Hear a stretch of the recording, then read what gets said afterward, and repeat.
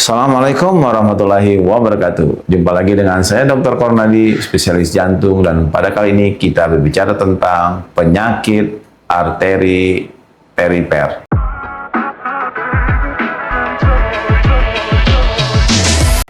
Banyak orang mengira bahwa penyakit pembuluh darah itu cuma soal jantung, padahal pembuluh darah kita dari ujung kepala sampai ujung kaki. Dan ketika pembuluh darah kaki mulai menyempit, itulah yang kita sebut dengan penyakit arteri perifer atau PAD.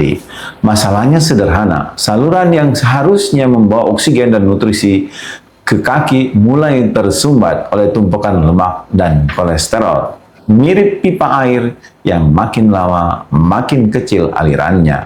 Biasanya tanda pertama PAD adalah muncul saat kita jalan. Tiba-tiba betis terasa nyeri, pegal, seperti kram. Kram berhenti sebentar, hilang. Kita berhenti sebentar, hilang. Lalu jalan muncul lagi. Inilah yang disebut dengan claudicatio intermittent. Banyak orang yang menganggap itu cuma asam urat, kurang minum, padahal itu adalah alarm dari tubuh. Pembuluh darah di kaki mulai macet alias menyempit.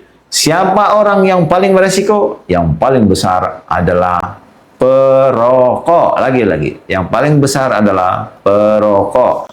Pembuluh darahnya lebih cepat rusak, lebih banyak, lebih berat. Lalu diabetes, tekanan darah tinggi, kolesterol, obesitas, dan usia di atas 60.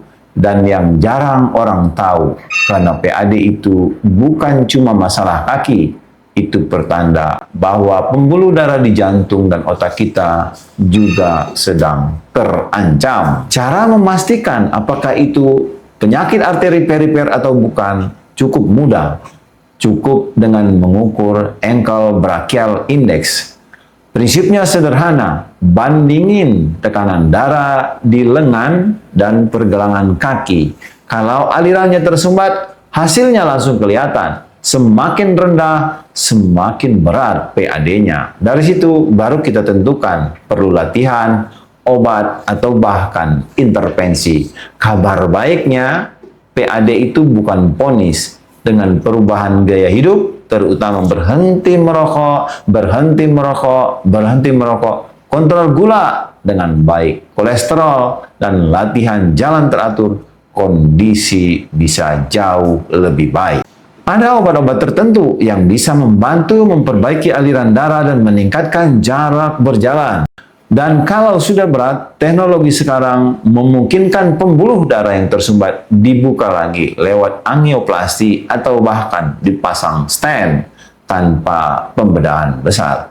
Yang ingin saya tekankan bahwa jangan tunggu sampai muncul luka yang tidak sembuh-sembuh atau kaki jadi dingin dan mati rasa. PAD itu lebih baik ditemukan lebih cepat karena semakin lama dibiarkan, resikonya bukan cuma amputasi, tetapi serangan jantung dan stroke. Jadi, kalau setiap jalan betis Anda terasa nyeri dan hilang setelah istirahat sebentar, jangan abaikan. Itu mungkin bukan sekedar capek, tapi tanda pembuluh darah Anda sedang minta tolong. Sekali lagi, tetap sehat teman-teman semua. Assalamualaikum warahmatullahi wabarakatuh.